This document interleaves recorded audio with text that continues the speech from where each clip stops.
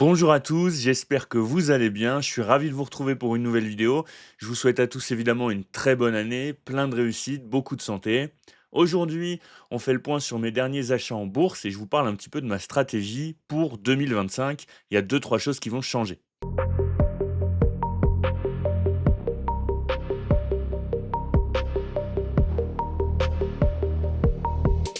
On se retrouve sur Morning. Sur Morning, vous pouvez d'ailleurs suivre mes portefeuilles pour ceux que ça intéresse. Il y a juste mon PEA perso qui est réservé au club des investisseurs rationnels, mais sinon, vous pouvez suivre le CTO et le PEA de la chaîne YouTube. Et globalement, j'ai fait un petit peu le ménage, hein, sur le CTO. Ma stratégie, elle va un peu changer. C'est-à-dire que je vais valoriser les perspectives de croissance et une valorisation saine. C'est pour ça d'ailleurs que j'ai vendu par exemple Pepsi qui, en termes de croissance, me convenait plus forcément. Donc voilà, on a fait le ménage, on est sur 14 actifs. Pour l'instant, j'ai rechargé, Alphabet, hop, sur la cassure, juste ici, hop là.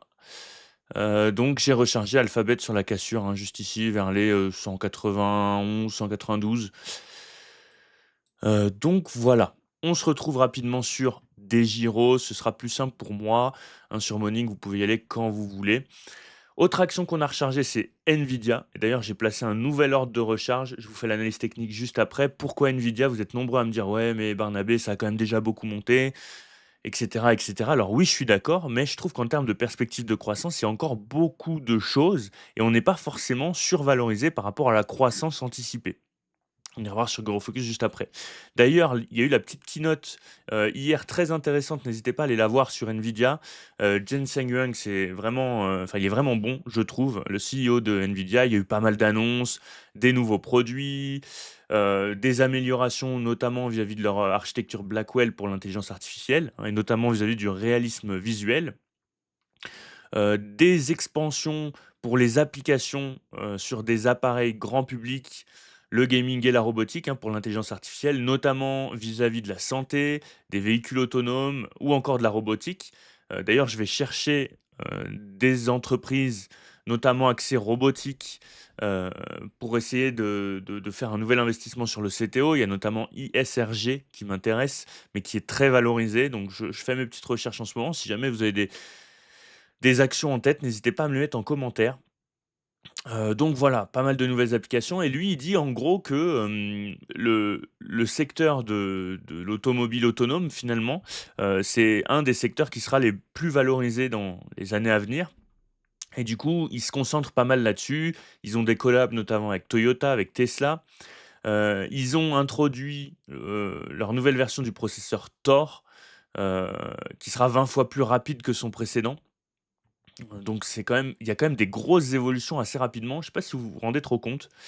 Pour le gaming, il dit aussi qu'il y a eu 15 de croissance par rapport à l'année dernière et les centres de données, bah, les ventes, elles ont tout simplement doublé, pendant les 6 derniers trimestres. Enfin, pendant 6 trimestres consécutifs, pardon, donc voilà, c'est juste super impressionnant.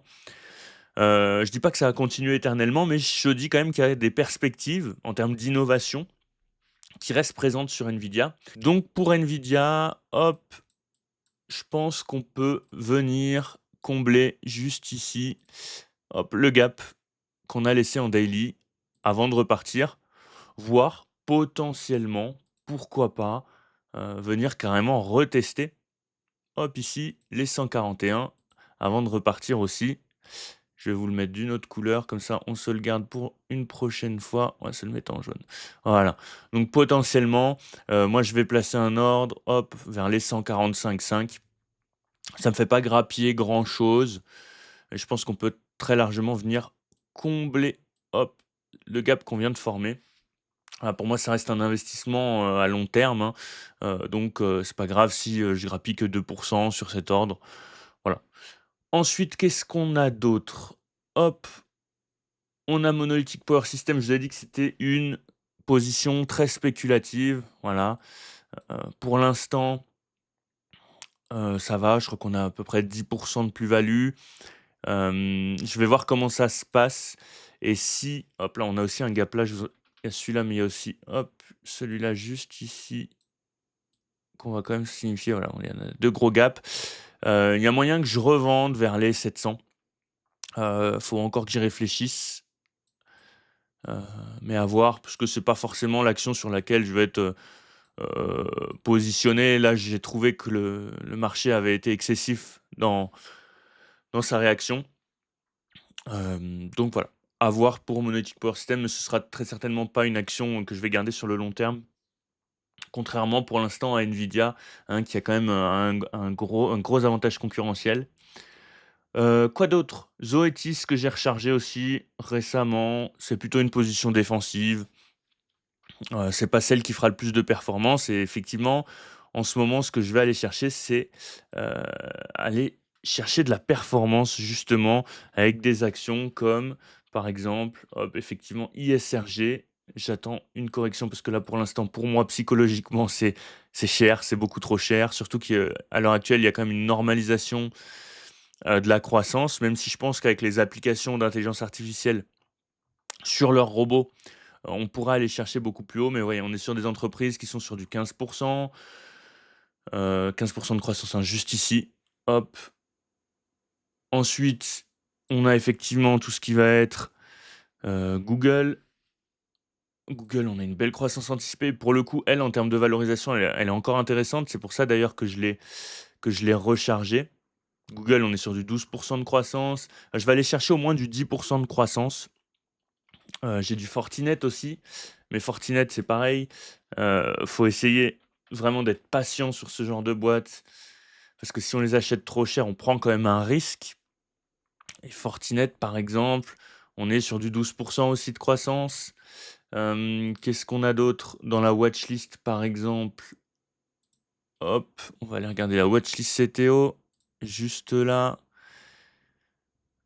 Hop, alors, en termes de croissance, par exemple, avant, je regardais Adobe. Mais Adobe, au vu de la concurrence qui est toujours, de plus en plus, pressante, hein, pour l'instant, en termes de croissance, ça me convient plus trop, Adobe. Et je pense que c'est d'ailleurs pour ça, hein, on va regarder tout de suite, mais c'est aussi pour ça, on va se remettre en weekly, que le cours de l'action, il baisse sur Adobe.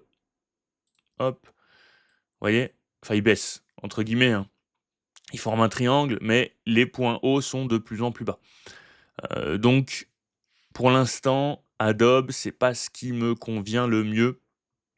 On a les financières, qui sont pas mal avec notamment, MSCI, Visa aussi que j'ai en portefeuille. Je crois que Mastercard a des perspectives de croissance d'ailleurs plus élevées que Visa. Alors c'est pas les seules choses à prendre en compte, mais si on parle uniquement en termes de perspectives de croissance, voilà. On a aussi Amazon, je crois, qui est pas mal. Amazon, hop, et cette année, je vais aussi essayer d'aller chercher des plus petites boîtes. Parce que là, c'est vrai que pour l'instant, je suis vraiment sur les leaders. Bon, Amazon, on est sur du 10-11. On est sur du 10-11. Meta aussi est très bien passé. Bon, globalement, toutes les boîtes qui sont, dans la tech, on a Aflac aussi. On a Fico Monopole aussi, un beau monopole. Ferizac Corp. C'est vrai que ça fait longtemps que j'ai pas regardé les croissances anticipées. Bon, elle a beaucoup chuté là, mais elle reste quand même, très fortement valorisée. On est sur du 16 de croissance, c'est pareil. C'est ce genre de boîte-là, que je vais aller chercher et d'ailleurs, il me semble que sur Twitter, je vous ai fait un top. N'hésitez pas à aller checker sur Twitter ou sur Instagram, vous avez les liens dans la description. Je vous ai fait un top des actions avec le plus de croissance, sur 2024 et j'ai dû aussi vous poster des trucs sur les secteurs, qui potentiellement pourraient avoir la plus grosse croissance dans les années à venir. On a aussi Chipotle, je crois qu'il y a une belle croissance anticipée. Là, plutôt dans le milieu des fast-food mexicains. Hop, voilà, vous voyez, hein, 14. Elle a encore des belles perspectives de croissance. Mais effectivement, c'est des boîtes qui se payent cher généralement, hein, quand on cherche de la qualité et de la croissance, c'est des boîtes qui se payent cher. Donc voilà, globalement, on va s'orienter là-dessus cette année et on va essayer d'aller chercher des capitalisations un petit peu plus petites aussi. Alors le but, c'est pas d'avoir, 30 actions, hein, ce sera 20 grand maximum. On a bien performé sur certains secteurs. J'ai déjà fait le ménage aussi, pas mal, hein. Heu, On a vendu en plus-value, enfin, on a vendu Apple, même si elle a bien performé par la suite. Apple, c'est pareil en termes de perspective de croissance. Hop, c'est plus ce qui me convient si je compare, hein, sa valorisation par rapport à ses perspectives de croissance. Je considère que c'est élevé. On est sur du 7 croissance anticipée avec un PEG à 2,28. Je considère qu'il y a mieux à faire ailleurs. Donc voilà, Apple s'est vendu. Starbucks s'est vendu aussi, pas forcément pour les mêmes raisons. Pas forcément pour les mêmes raisons. J'étais en plus-value dessus. C'est pareil, on est sur du 6-5 PEG à 2,58. C'est pareil, je considère qu'il y a mieux à faire ailleurs. Après, c'est des actions, bon, à dividendes, donc elles sont parfois un peu plus valorisées. Il y a beaucoup d'attentes dessus, et cetera, et cetera. Il y a eu un changement de CEO, notamment changement de management.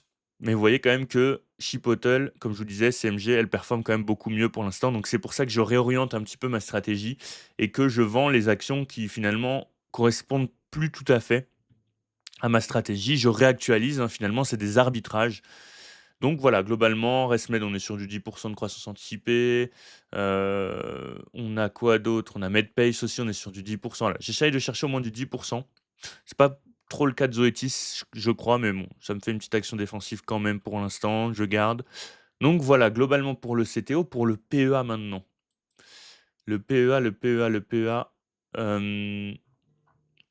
On va faire le PEA, hop, PEA de la chaîne YouTube, je vous en parle le dimanche, si jamais.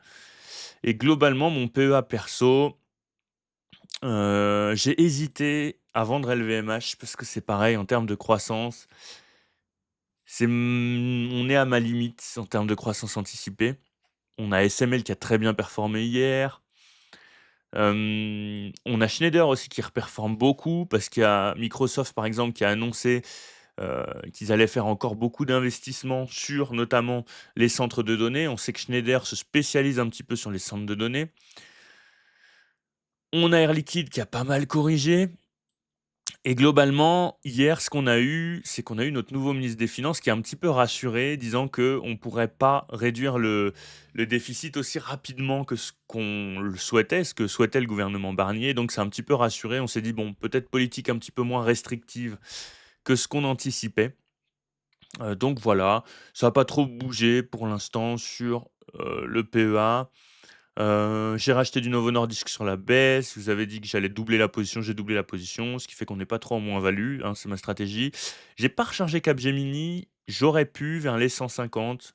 Pour l'instant, je suis encore patient parce que la tendance reste baissière à moyen terme. S'il y a un retournement de tendance, je rechargerai Capgemini, c'est une boîte qui me plaît. Hermès qui réagit très bien aussi. J'ai hésité à du coup à vendre LVMH, passer une partie de mes LVMH sur du Hermès, et puis garder une autre partie pour investir sur un secteur que je juge, intéressant, voire même, réinvestir sur du CL2 ou sur du LQQ. CL2, LQQ, hop, je regrette de ne pas avoir fait du DCA. Bon, j'ai fait des beaux mouvements, hein, dessus, mais c'était plus du, entre guillemets, «trading». C'est-à-dire qu'à chaque fois, j'ai fait 20-25 sur les mouvements. Hem, Là, j'ai vendu vers les 1 250-1 300. On est encore allé chercher plus haut, je voulais sécuriser. Mais au vu de la tendance actuelle et en mettant évidemment des stop loss, je me demande si je vais pas me mettre à faire du DCA rationnel. Donc je regarderai évidemment l'analyse technique du S&P 500 et du, Nasdaq. Mais effectivement, je considère que pour l'instant, la croissance, elle est aux US et finalement, pas être positionné aux US, c'est une erreur pour moi, hein, pour un investisseur. Donc voilà, globalement, mes petites idées pour 2025. Je vous souhaite donc encore une fois une très belle année. N'hésitez pas comme d'habitude à liker, à laisser un petit commentaire sous la vidéo, à vous abonner. Si vous voulez soutenir la chaîne, vous pouvez aussi souscrire, c'est à la place du bouton abonné quand vous êtes déjà abonné. Je vous souhaite une très belle semaine et je vous dis à bientôt.